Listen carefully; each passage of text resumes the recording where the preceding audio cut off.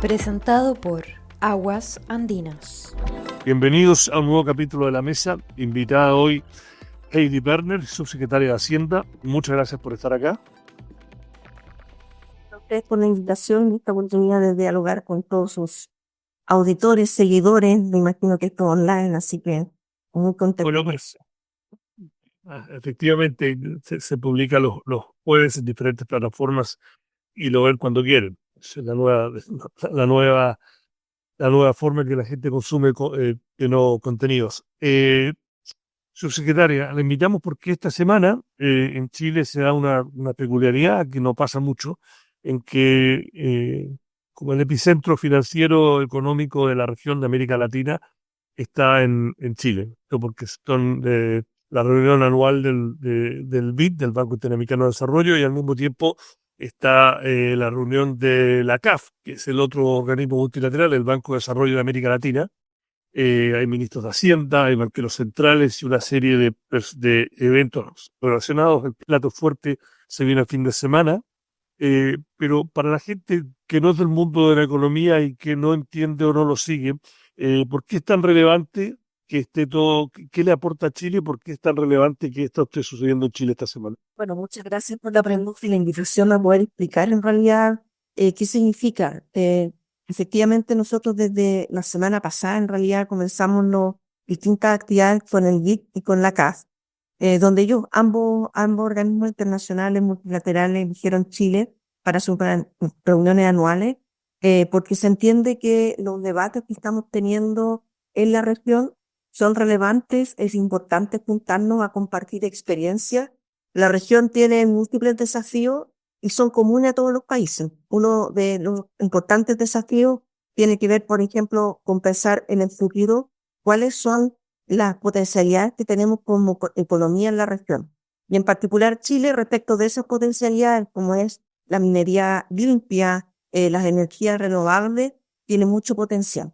Entonces, tanto en el caso de la CAF como del BID, no solo son eventos que congregan a autoridades de los países, autoridades públicas, sino también al sector privado y a la sociedad civil. De hecho, hoy día, en el caso del BID, partió la serie de seminarios a las 9 de la mañana, 8:30 en realidad, con lo que tiene que ver con el debate de la sociedad civil, cómo las fundaciones, organizaciones y por el sector privado pueden trabajar en los distintos temas que nos convocan, y que, por ejemplo, está todo el tema de los cuidados, ¿no? Se habla de los 3 desafíos que tenemos como sociedad y como países. Uno, que son las 3 transiciones. Una es la transición demográfica, otra es la transición hacia la economía verde y un tercero hacia la economía digital. Y por lo tanto no es solo un tema público, es un tema público-privado y es un tema también que convoca a las fundaciones. Me pregunta, ¿cómo una de las críticas que de la conversación a veces muy desordenada que estamos teniendo en Chile hace 10 años de un nuevo modelo, una de las críticas que se le hizo aparte de sus 30 años de que una tecnocracia que no supo explicar a la gente un montón de estos temas. Hay ahora en el mundo un movimiento a antiglobalización y entre comillas, elites. Pero una persona, como dije antes, que no sigue estos temas, no una ama de casa, un trabajador, ve este programa y dice, ¿qué es lo que me trae a Chile a mí? Que, entre comillas, ¿qué me importa que estén todos estos dignatarios reunidos en Chile? No, ¿por qué es importante para nosotros y qué nos trae como país? Por ejemplo, hoy día en la tarde, dentro de las discusiones que se van a tener y donde viene una destacada economista que es Estelle Duflo, que ganó, ¿no es cierto?, el premio Nobel de Economía. Su premio Nobel de Economía son cosas súper atingentes a las personas, porque ella ha hecho experimentos que se llama, experimentos en distintos países de África y también de otros países, de cómo ciertas políticas tienen más efectos en disminuir la pobreza. Y de esa discusión es la que se va a tener hoy día, y en particular es eso llevado a lo que significa las crisis desde un punto de vista de desastres naturales, que muchas veces afectan más a las personas. Se han hecho un conjunto de estudios, ¿no es cierto?, de cómo se trabaja la protección social considerando la adaptabilidad que tienen que tener y el ciclo vida de las personas. Y por lo mismo, cuando yo hablo de las 3 transiciones, la transición demográfica tiene, si uno quiere, los 2 lados de la discusión, ¿no? Las bajas tasas de natalidad y el envejecimiento de la población. Entonces, en estos debates, lo que se busca es saber qué se está haciendo en las distintas partes del mundo y cómo podemos mejorar nosotros en nuestros propios desafíos. Hoy día nosotros estamos discutiendo un sistema nacional de cuidados. Estamos hablando de lo que significa que en general el cuidado tiene cara de mujeres. Son las mujeres las que dejan de participar en la fuerza laboral y se dedican a los cuidados de las personas, ya sean niños y después los adultos mayores o las personas con discapacidad. Bueno, entonces lo que se debate en estos eventos es, bueno, ¿cuáles son las mejores prácticas para hacernos cargo de eso desde 2 puntos de vista? Del cuidado propiamente tal, pero también de la inclusión laboral de la mujer en el mercado laboral, porque a propósito del debate que también se está teniendo, en que en general todos los países de la región y en general todos los países del mundo estamos teniendo tasas menores de crecimiento. Pero parte de esa menor tasa de crecimiento se debe, por ejemplo, a la falta de incorporación de la mujer al mercado laboral. Y cuando hablamos de políticas de natalidad, no podemos pensar en políticas que al final del día lo que hagan es ahuyentar más a la mujer del mercado laboral. ¿Por qué? Porque se le hace más costoso, ¿no es cierto?, con ciertas políticas de natalidad, eventualmente ingresar al mercado laboral vis a vis el cuidado de niños, cuando en realidad tenemos que hablar de corresponsabilidad y otra cosa. No sé si con ese ejemplo lo puedo dejar claro.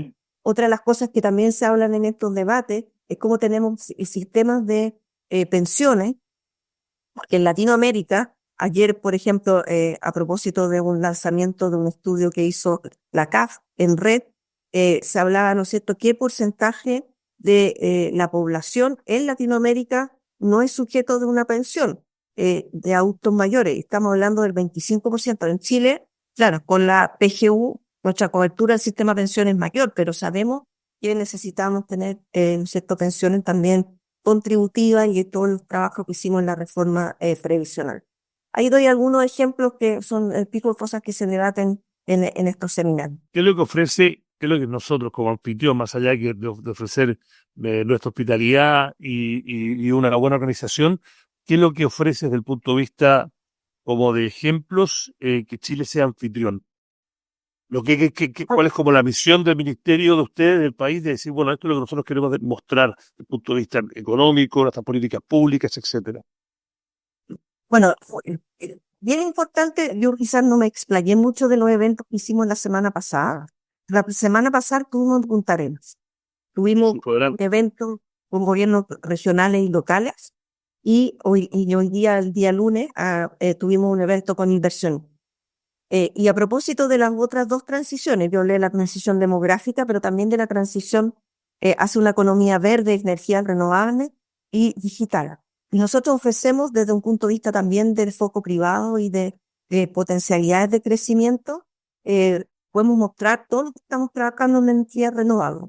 Y por eso fue el evento en la ciudad de Punta Arenas, porque se debatió en el día del foro de gobiernos regionales y locales cómo los gobiernos locales y los gobiernos regionales pueden hacerse parte de nuevas industrias que llegan a la región, que traen empleo, pero también traen desafíos importantes. Y eso es lo que se debatió con los gobiernos regionales y locales. Y después, cuando vino el foro de inversionistas, es desde el punto de vista privado, ¿no es cierto? Tienen ventajas para venir a un territorio a desarrollar la industria, por ejemplo, del hidrógeno verde. Pero esas ventajas tienen que ser trabajadas con los gobiernos regionales y locales para que no haya un cachazo de la población y, por otro lado, para que todos vean las ventajas que significa desarrollar un sector nuevo como ese. Entonces, eso da un ejemplo un poco de lo que nosotros estamos viendo como país, de lo que significa tener estos líderes a todo el mundo privado de inversionistas que conocen nuestro país, que por supuesto tienen en otros países los mismos desafíos, pero acá tenemos ventajas competitivas que importantes para el desarrollo de estas 2 industrias.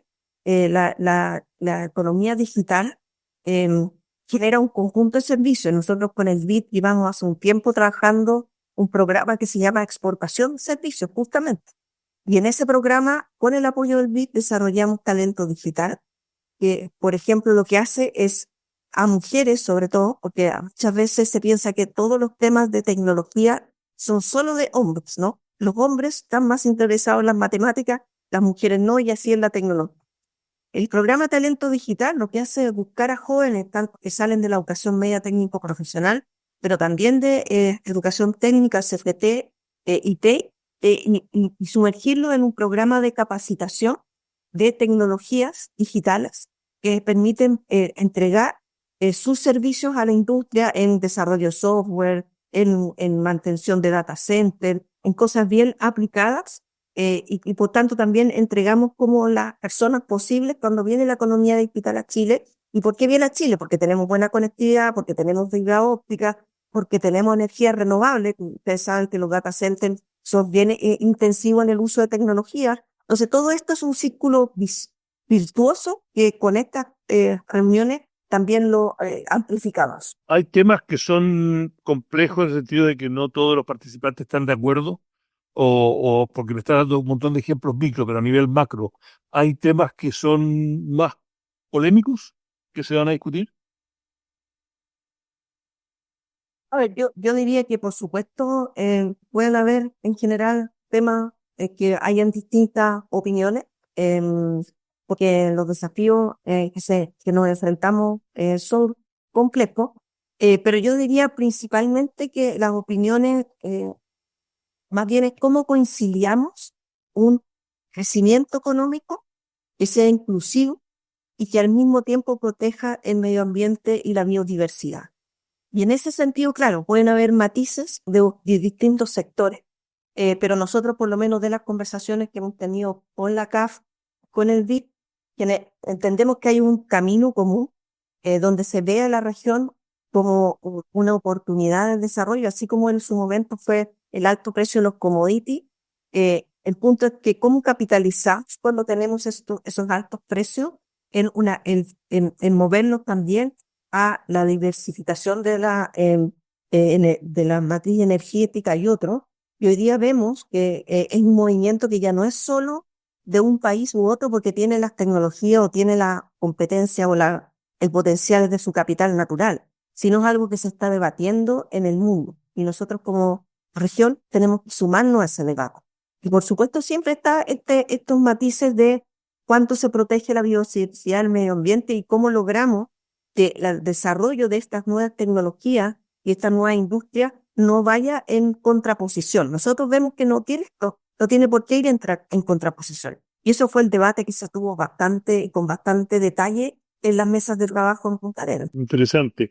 Dentro de eso, la reunión esta, porque esto se agendó hace mucho tiempo, pero da un poco la casualidad de que esta reunión de economistas, de banqueros centrales y ministros de Hacienda de la región en Chile se da en un contexto geopolítico y externo bastante diferente probablemente de cuando se agendaron estas reuniones, me imagino, hace un año o más, no lo sé. Eh, y tenemos una guerra de tarifas, una volatilidad que uno mirando los índices bursátiles y los índices de volatilidad son los más altos desde la pandemia y desde de la crisis del 2008, y con los diferentes países de la región con diferentes, entre comillas, ventajas para enfrentarlo. Es tema en la agenda que a lo mejor no estaba originalmente, se va a discutir o se está discutiendo en los pasillos, va a ser tema formal de cómo la región puede tener una respuesta, entre comillas, unificada frente a este nuevo escenario global que es mucho más complejo de lo que era hace un año. Tiene toda la razón, porque efectivamente estas reuniones se agendan con un año de anticipación, porque el año pasado, en marzo del 2024, estas reuniones se llevaron a cabo en Punta Cana, y hoy día estamos aquí en Chile, entonces efectivamente ha pasado mucho tiempo. Formalmente la agenda está dada en tres ámbitos, ¿no es cierto? Disminución de la desigualdad y pobreza, en medio ambiente y el cambio climático, más bien los efectos del cambio climático en la región y cómo esto lo enfrentamos en conjunto, porque efectivamente el cambio climático no es algo que le pasa a Chile y no le pasa al resto. Y también está todo el tema que yo les mencionaba en relación a las nuevas tecnologías. Y por supuesto, todo esto se cruza con esta guerra comercial donde nosotros vemos que como región tenemos que ser capaces un poco a lo que está trabajando, ¿no es cierto?, Europa, ¿no? Europa está viendo cómo se da el comercio entre los europeos y nosotros en general a nivel de la región. Por supuesto tenemos un desafío de cómo logramos de alguna forma de nuestra ser más en términos de la parte más macro, es cómo logramos, ¿no es cierto?, por un lado, una mayor eficiencia en las políticas públicas, pero también al mismo tiempo, cómo generamos, ¿no es cierto?, una mayor integración entre los países de Latinoamérica, donde comparativamente, cuál es el desafío del resto, si uno mira el resto de la OECD, cuando ve la inserción del comercio en términos de los países de la OECD, dentro de la Unión Europea estamos hablando en general de un 57% más. En cambio, nosotros en la región estamos bajo esos porcentajes y necesitamos efectivamente una de las formas de trabajar en conjunto es cómo potenciamos el comercio entre las regiones. Pero eso no quita que efectivamente nosotros vemos que en relación a la guerra comercial de Estados Unidos está mucho más el foco, por supuesto, en China, más que en lo que nosotros como país podemos vernos afectados, sobre todo pensando que hay muchas de nuestras exportaciones que tienen una estacionalidad distinta respecto a la necesidad del comercio, en particular de Estados Unidos, por dar un ejemplo, la fruta. Nosotros estamos en una estacionalidad distinta, por tanto no vemos que ahí vaya a haber un impacto necesariamente en nuestra economía, pero por supuesto son temas que hay que debatir. Nosotros conversamos de estos desafíos, por ejemplo, la CAF en particular dio cuenta del desafío de la informalidad, eso que más bien tiene que ver con el mercado laboral, el desafío en términos de innovación y por supuesto un tercero tiene que ver como inserción en el mundo y el comercio entre los países de Latinoamérica, donde en realidad nunca lo hemos potenciado tanto. En su momento estuvo la Alianza del Pacífico, sigue estando, pero tenemos distintos instrumentos de que a lo mejor es el momento de volver a reanimarlo y ver cómo nos enfrentamos a estos nuevos desafíos. Tenemos la última parte para hablar un poco más de Chile. En ese contexto, hoy es martes, probablemente la gente va a estar viéndolo el jueves, pero el martes salió una noticia de Washington de que el gobierno del presidente Donald Trump estaba acelerando y adelantando su decisión sobre el tema de meterle tarifas al cobre, algo que se iba a durar 9 meses, ahora podría ser en las próximas 3 semanas, según la agencia de Bloomberg. Eso tiene al cobre en Londres o Estados Unidos, no me acuerdo, uno de los dos mercados nuevamente batiendo récords. Una tarifa del 25%. El ministro de Hacienda, en las últimas 2 semanas, yo lo escuché en algunos de los seminarios, haciendo un análisis del posible impacto de este nuevo escenario, ¿no?, en la guerra de tarifas, decía que probablemente que estamos bien preparados, obviamente hay que estar alerta, pero que el impacto más fuerte se vería el 2026. En Hacienda hacen cálculos internos si es que esto se adelanta, qué pasaría, cómo le afectaría a Chile, siendo que Chile tiene un tratado de libre comercio, cómo se gatillan los mecanismos para ir a Estados Unidos, y nosotros tenemos un tratado de libre comercio, por qué lo están poniendo este arancel, etcétera.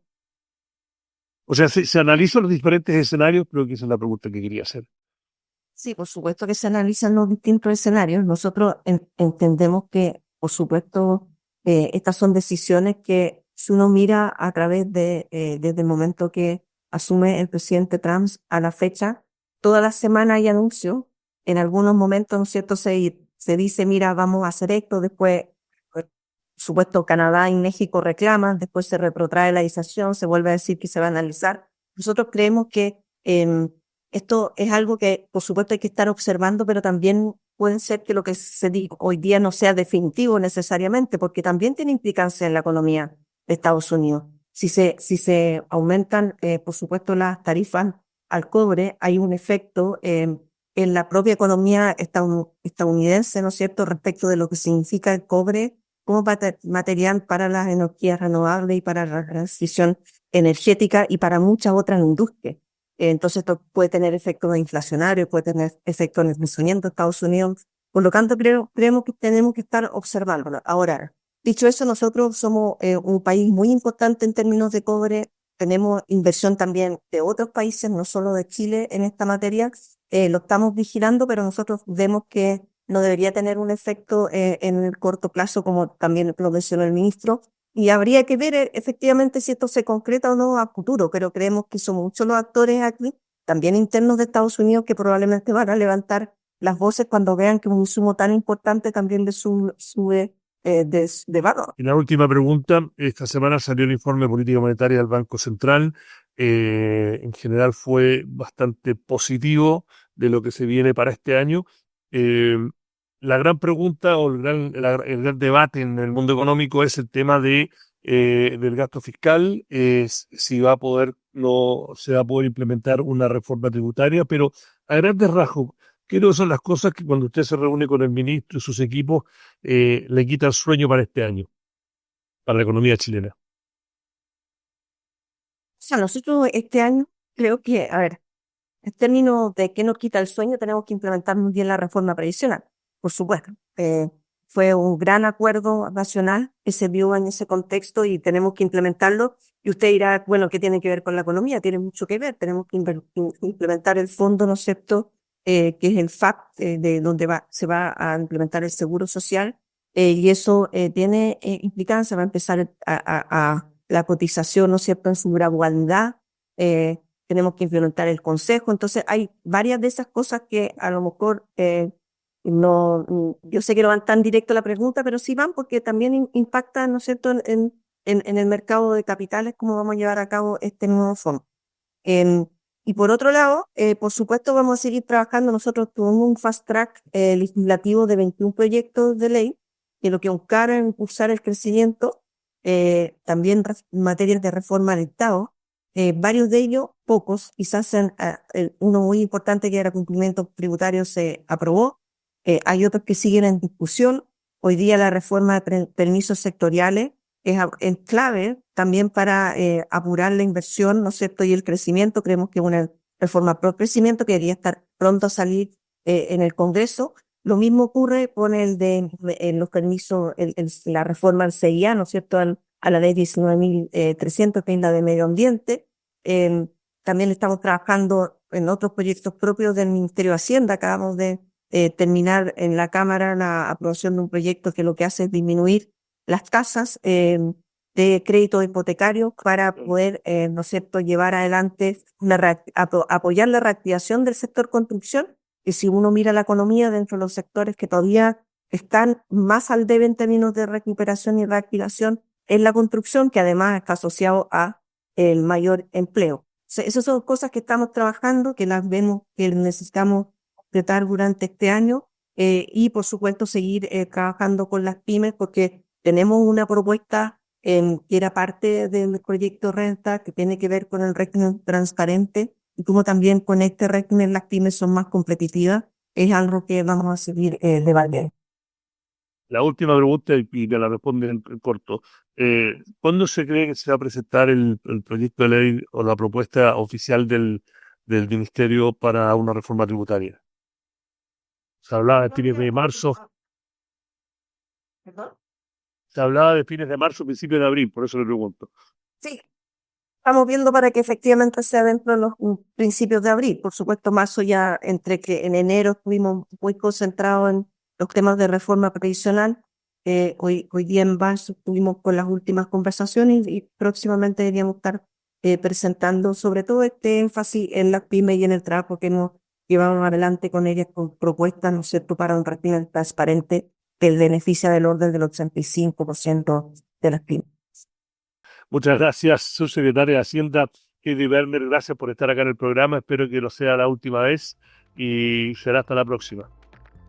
Muchas gracias y los invito a seguir. Hay una página web donde están todos los eventos, el evento del BIC, se llama liveevents.ibb, que es el Interamerican Development Bank.org, y donde pueden ver hoy día, si uno se mete, está al tiro los debates, hay streaming y por supuesto también se pueden inscribir y participar. Ok, muchas gracias. Será hasta la próxima.